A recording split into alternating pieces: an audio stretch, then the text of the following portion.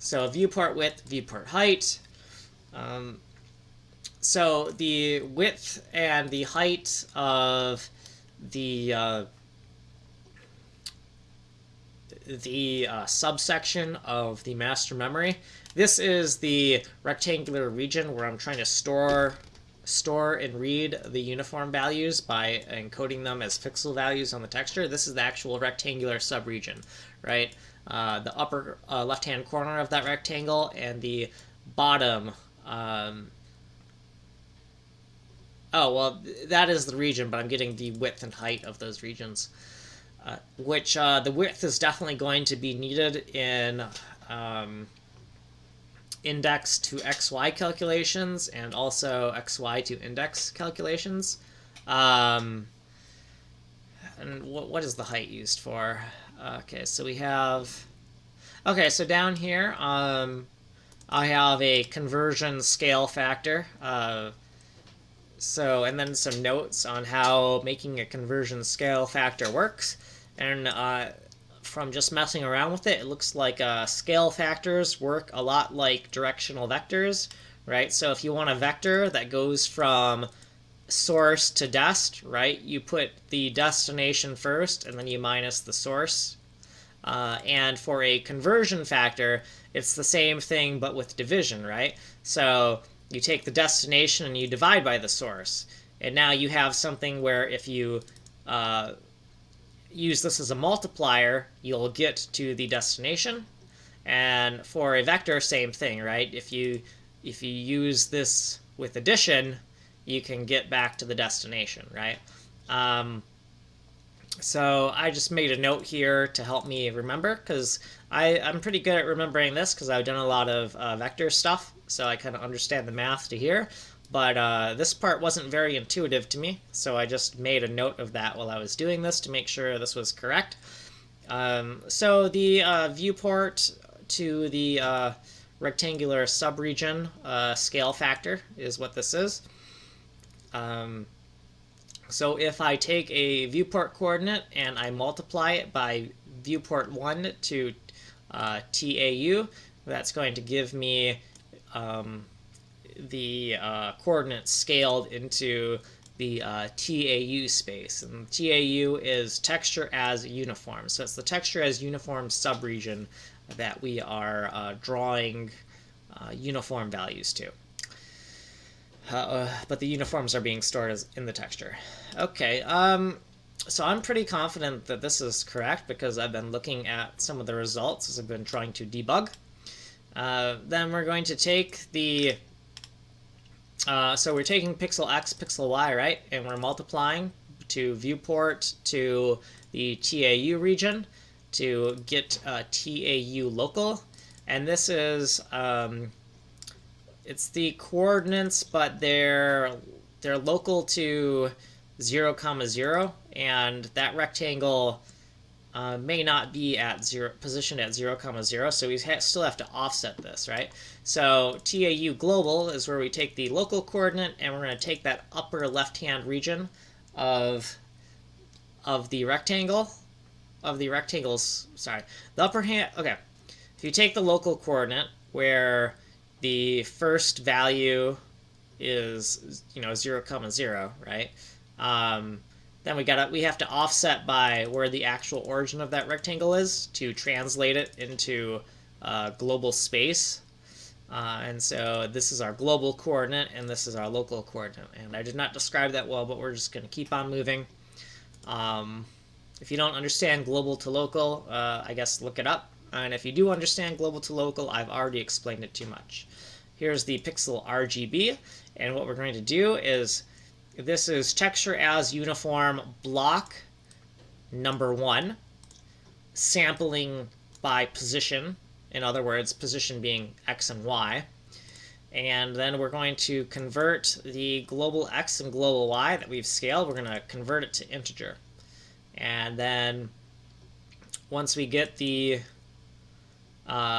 sampled coordinate, we're going to divide it by 255 to see what that looks like.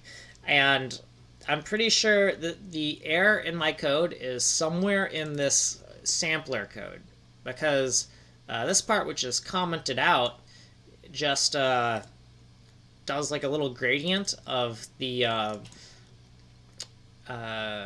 local coordinates, but I'm going to map the local coordinates from 0 to 255 just to like splash a gradient onto the screen. And the gradient correctly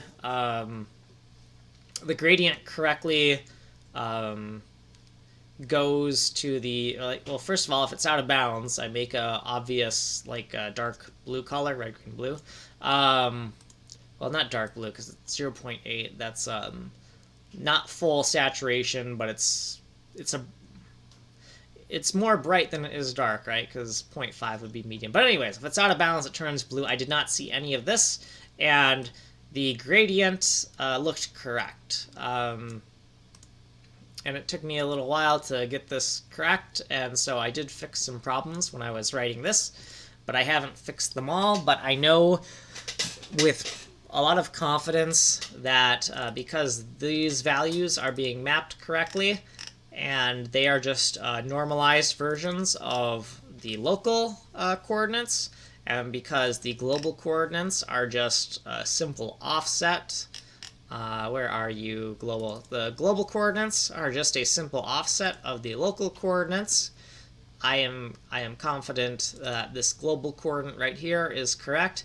And what I am not confident about, what I think is wrong, is somewhere in this sampler code, the calculations are going wrong. And I'll figure that out later. I'm not going to do it on camera because I'm trying to be a little bit more concise because this has gone for far too long. This section was just supposed to be getting the previous playlist's code written using OpenGL. And we do not have that yet. We're very close because we have shader code, and we're almost ready to write shader code to render textures as tiles, but we're not quite there yet. Once we have the previous tutorial, but it's using OpenGL, so the previous tutorial in entirety, but it's using OpenGL, then this series, this playlist will be done. Okay, so initializer editor all. Okay, and this is inside of the editor all class. So you'll notice that this constructor is not like immediately called. It's not called from anywhere in here, even though it's called constructor.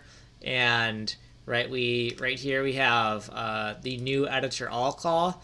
But the thing is because I always wrap my calls to create new objects in a new function, I can have the convenience of calling the constructor on the outside. So it's not really a constructor because it's on the outside. Because it's on the outside, it's more of an initializer. This is very awkward to look at, but by organizing it this way, it will make it much easier to move into C code. Because I can't have like right, because constructors just, they don't exist in C, right? Well, besides like, zero initialization, right? You can do that. So editor all, basically what I added to editor all, I think since last time it was seen, is I have an array called array editor, and it's just an array of different editors, and we're going to fill it up with global classes dot editor 1, 2, all the way to 9. And the reason we're going to do this is I was thinking about it, I'm like, oh, well, we could make these slots null because we don't actually have these editors, or we could just put like a base class that hasn't been configured yet in all of these slots. And that way nothing is null. And I'm more of a fan of that. It's kind of like the difference. This is like, they're like empty sets in a way. I would rather have an empty set than a null value. For example, have you ever seen how an empty array can solve a lot of problems with code that needs to loop over things. Like an empty array can unbreak or make things a lot more elegant than just passing in null.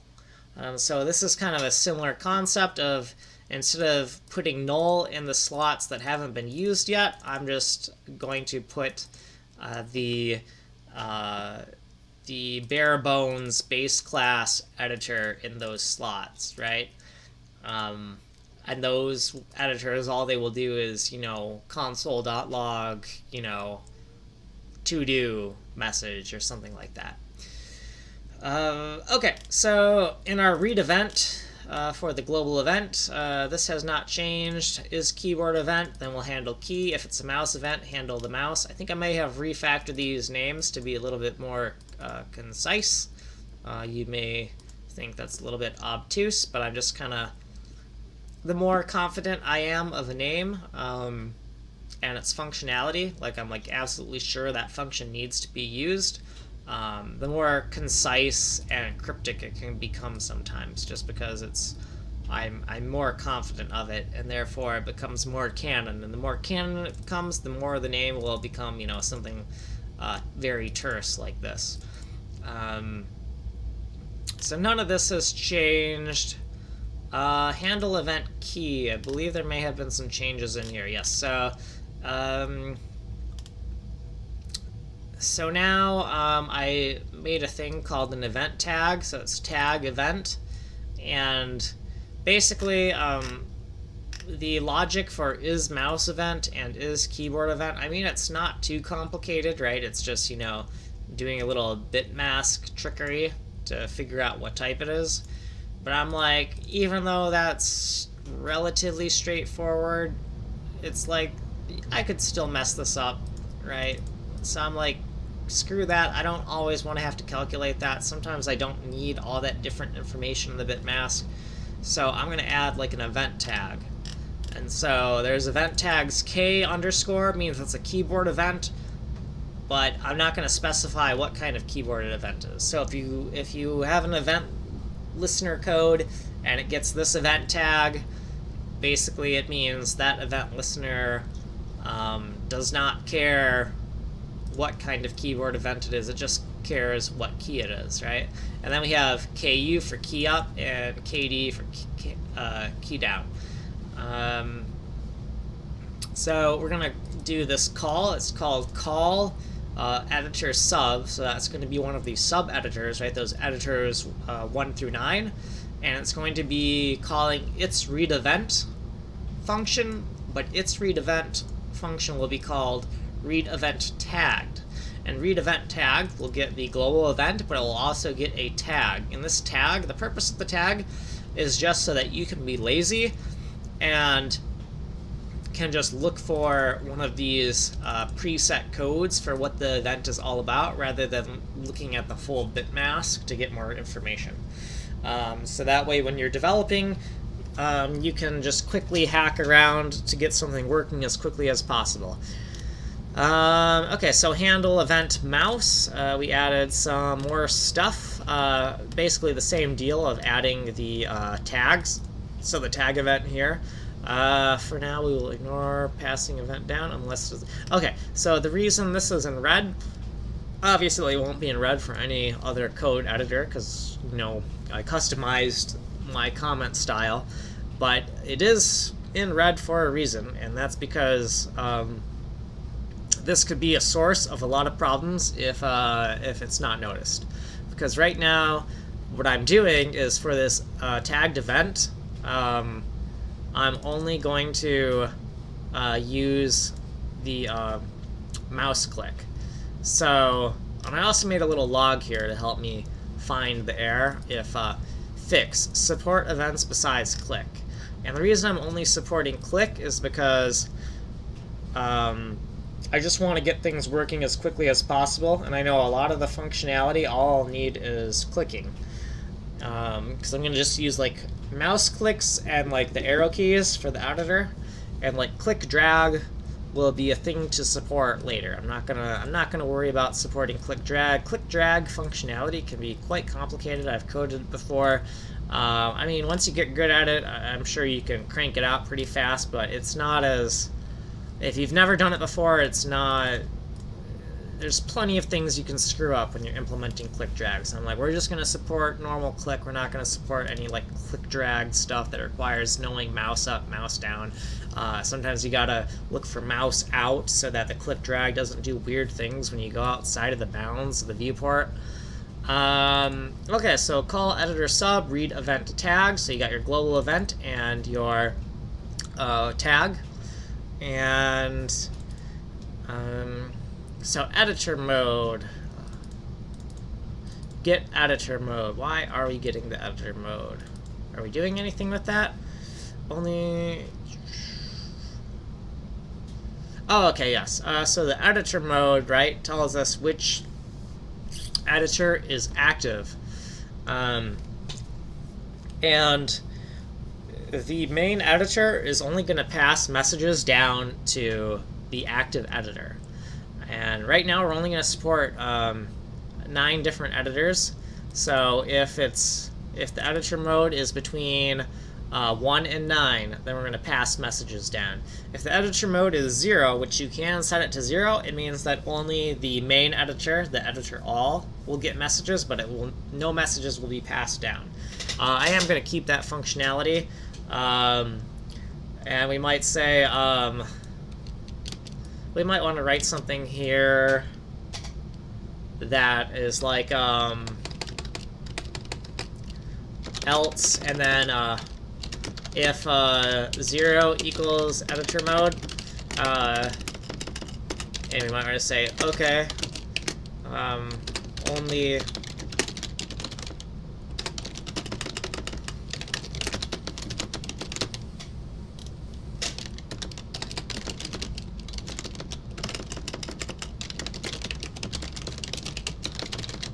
right, so if it's 0, then that's okay, but it just means that editor all is going to get the messages and it's not going to pass them down. And else, if there's any other case, that could mean that maybe we've added more than 9 editors and we have like editor 10. And if that is the case, we need to throw an error because we have an invalid editor mode. So we'll just throw invalid editor mode, right? And I'm not even going to worry about printing out the value of that invalid editor because until this error gets thrown, we don't really need to write more code as to what the problem is. Right? Because obviously it's a little bit more effort to like plus and then, you know, it's not much more effort, but then like maybe I need a little message here. Like I'm going to do it to show you how much more effort it is, I guess. But right, I'd have to do like editor mode and then like this, I'd have to write editor mode equals like that. You know, I'd have to have something that tells me what that variable is. And now the problem is I'm going over my column limit, and now I got to figure out how to stay within. So I can try like bad, right? I can rephrase it, right? I got to take some time to rephrase. We could say bad, right? We could try that, right? And that will be within our column limit. You might say, well, then how about just don't have a column limit, because then you wouldn't be slowed down. Well, there's benefits to having everything cleanly arranged, right? It takes time to cleanly arrange things, right? So yeah, but yeah, taking that extra effort, right, to print the editor mode, right, it took me some extra time. And I didn't need to do that because we really don't need to concern ourselves with refining this error statement until the error actually gets triggered and we need to inspect further, right? And the first thing I would do when I inspect further is actually, you know, print it off so that I can see it in the error message and then like kind of go from there. So basically I would make this error checking more robust if the error ever got hit, right? And don't try to fortify things that do not try to fortify code paths that never get triggered, right? Because you don't want to invest your time there. And here I am talking about where you shouldn't invest your time instead of moving on. So mark event as consumed. This has not changed. So So this might look kind of rudimentary, where you're like, man, you could really do that in some type of loop or some type of lookup table or a switch or something. You got to think that when you put things in a loop, right? You do not change your code just to save lines of code. That's one of the things I was taught at my, I guess it was my second programming job. Well, it was my first programming job, because the job before that was an internship. And I was told, yeah, because I kept on changing things to try to make it more, like, use less lines of code to be more concise. Here's the thing. If you take that to its logical extreme, to just, like, rewrite things so it saves lines of code, what you end up doing is manually compressing your code. Right? Because you could keep on making functions for things and putting things in loops, and next thing you know, the logical absurdity of that is you've LZW encrypted all of your, or you've LZW, compressed all your code, and you did it by hand. Like, obviously, right, that's the absurd end of it, but it is on a continuum. So the more you just change code around just to save lines of code, the closer and closer you get to that absurdity. So it's a lot of lines, but it's all very regular, right? And so now we can easily see a pattern. And just because it's a lot of lines doesn't mean, oh my god, that's so much to read, right? Because it's a very obvious pattern. And now we actually have an advantage, because there is an obvious pattern here, we can just look at it and make sure there's no inconsistencies, right? So obviously we have these numbers that are going up, except for the 0, right? But if we saw something where it was like 6, 6, or two numbers repeating, we would be like, oh, that's a problem, right? Same thing here. We notice that these numbers kind of match. Obviously, unless you're really good at the keyboard, right, these numbers match the associated symbol it has on the keyboard. I'm using like a IBM keyboard. I believe it's an American layout. Okay, what else? So editor base. So I mainly made this class for like reference, because I'm not actually going to use inheritance. Inheritance is just weird in JavaScript, and like try accessing a private variable of a base class in an extended class, and do that in object-oriented JavaScript, and you tell me how that goes for you, because I guarantee you're going to have some headaches. And then if you actually do code up some type of clever solution that actually pulls it off, you're going to have just a ton of really weird code that just exists to like make it so you can have inheritance. And why am I going to write weird convoluted code to get this to work like proper inheritance, when I have intentions of moving over this logic to C, which doesn't even have inheritance. So there's no reason why I should do that. But I do conceptually want inheritance. Like, I don't want any formal inheritance, but conceptually I want it, right? So conceptually means I'm going to rigidly code so that, my naming conventions and the functionality of things that are conceptually derived classes of the base editor will, they'll have all the correct functionality. So it'll be like the duck type of some of these classes will be derived classes of editor base, right? So it'll be, I'll be using inheritance, but only conceptually, if that makes sense.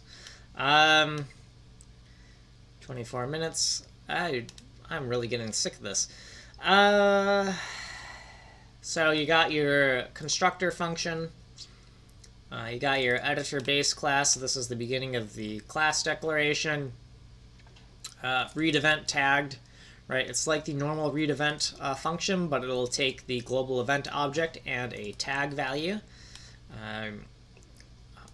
Like I said, I am going to use inheritance conceptually, so I'm just gonna flesh out what I think the class would look like if I was to inherit from it, which I'm not actually going to inherit from it.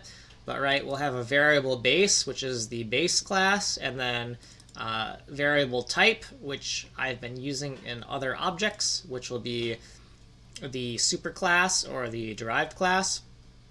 Let me make sure that's right. No, subclass. I had to look at that diagram in my head. So super is at the top, and you got to draw your trees upside down. If you draw your trees upside down, super will be on the top, and sub will be on the bottom. And so this would be the subclass. Derived class makes a hell of a lot more sense to me, so that's why I use base here, because base and derived makes more sense. Obviously, there's not the word derived in here. Instead, it's just the variable type, which would also be the derived type. So read event tag, the global event, the event tag.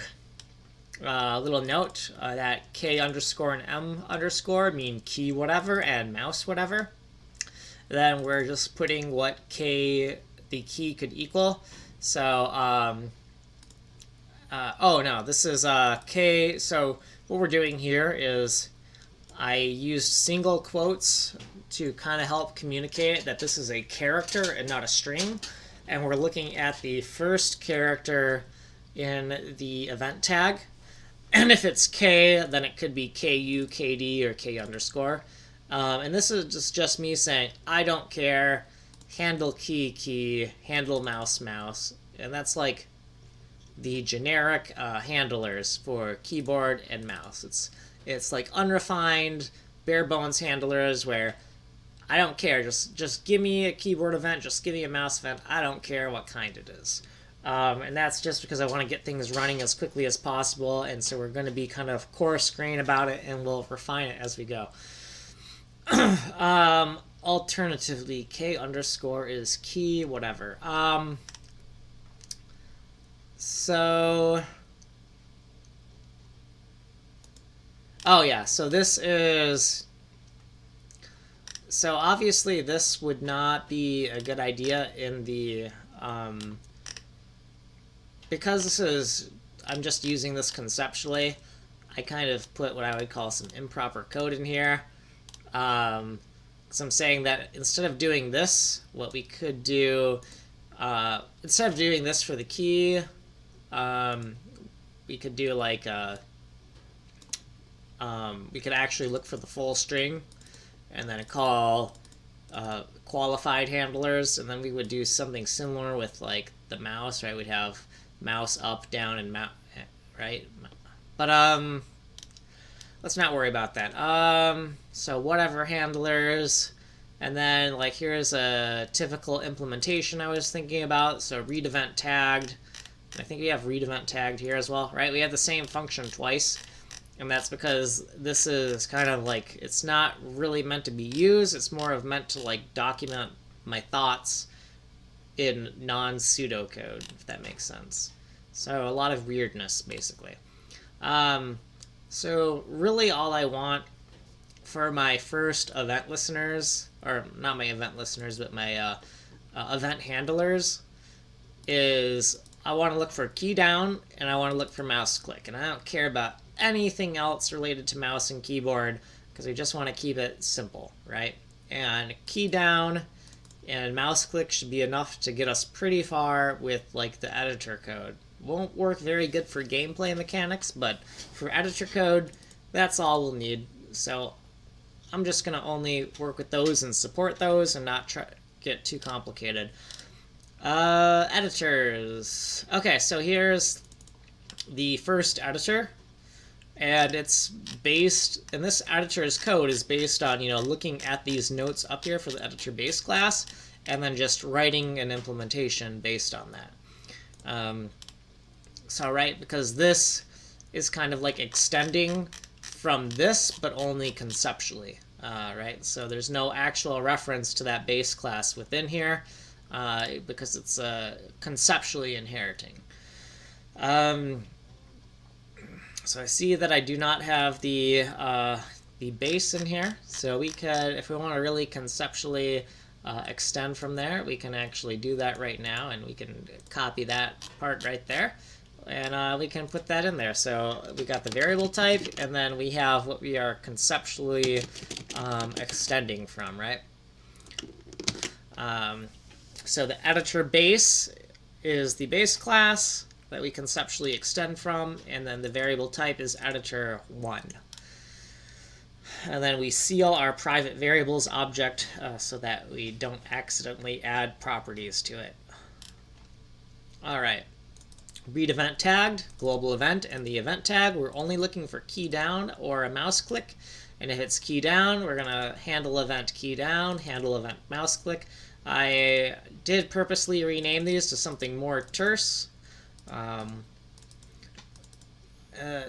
Part of it was just because I like writing things terse. The other part of it was now these names will be different than the handler names for the main editor, which I think there might be an advantage to doing that. I don't know. I don't really have a super good justification for it. I'm just making up justifications for my OCD habits. So, right? Because that's what people do. That's what humans do. They do things the way they just feel like it, and then they try to make up logical justifications later, right? You know, you feel like murder is a bad thing, and then you make up a justification like it's immoral and God told you not to do it, right? But really, any of those justifications, they're all just complete bullshit. The origination for most of the reasons why you feel a certain way are feelings, right? You feel a certain way because you feel it. It's completely cyclical. Logic is not involved in how you feel. So why do we want to justify the way we feel by using logic? I don't know. That makes no fucking sense to me. Anyways, not to get all like self-righteous and superior on you there, but yeah, just I don't know, it's a big contention of mine because, you know, if you absorb, I try to absorb news from all different political spectrums, and you start to see the absurdity of, you know, the way you feel about things. It just has to do with your genetics and your personality profile, right? If you're a more open person, and you're just more explorative, right, then you are a liberal. And if you are more closed off to new experiences, and you like conformity, you like tradition, right, like you have that kind of personality trace, then you just end up conservative, right? It's your genetics. It's nothing to do if you're a good person or you're a bad person. It's just, this is the way you are mentally configured. Probably because, you know, if we want to get down to the evolutionary aspects, probably because you needed two types of people in a tribe. You probably needed your warriors, your conservatives, and then you probably needed like your explorers, which would be like your liberals, right? Because humanity wanders out and finds new territories, and then it also conquers them by killing people. So there you got your liberals and conservatives right there. It's just genetic. All right, and hopefully that was buried deep enough that no one will ever hear that rant of mine. Yeah. Okay, so texture as uniform controller. So this has a lot to do with, well, this is not being used yet, but it has a lot to do with the logic that I'm currently trying to debug. But this will be like phase 2 of debugging that logic. I gotta be able to know that I'm reading from the correct texture region before I even decide to like set values with intention into those regions. So this is like this is that sub-region of the master memory, the texture as uniform region, so the TAU underscore 001. That region is this big rectangle here, and then this is the dirty rectangle. Right? We already went over what this code did earlier in a previous tutorial, so we'll just scan on through that. But yeah, basically this is just the code that's going to handle packing uniform values into a texture and also extracting them by synchronizing, well, keeping like the data parallel on the CPU side. So we're not actually going to fetch the values back off of the GPU when we want them. We're just going to keep meticulous track of what we set on the GPU. Because if we try to pull things down from the GPU, we'll destroy the parallelism in the code, and then we're just going to add a whole bunch of stalls to the GPU pipeline. So, yeah. Okay, then the notes comments section. So I guess what would be good right now is, okay, so here's your master memory right here, 2048 by 2048. And this little thing called GAM, that is like all the game variables memory. And all the editor stuff, all the editor variables will be stored in different pixels here. And within a sub-region of that region, so we're going to take this game region, which is a 512 by 512 region, and we're going to zoom into part of it. And why the hell does that say 64? Oh, we're kind of like building on top, aren't we? So within this 512 by 512 region, and that kind of makes it hard to understand, but it was easier to draw the diagram in this reverse order, because this GAM right here is actually this guy right here, and then we subdivide this into this, and then we subdivide this into this, right? But drawing these connector lines between the subregions was easier to do in reverse. So this is an 8 by 8 pixel region in the top left corner of this subregion. Right here, this region right here, right now is the TAU 001 region, used to store a set of uniform values encoded in a texture. And so this is the region of memory that I'm currently trying to debug and figure out what the hell is going wrong with it. So hopefully I figure that out. Oh god, 37 minutes. I gotta stop. I'm probably over my time already. But there, I covered it all, so we're good. So now I can remove my breakpoints and keep on coding and try to figure this out.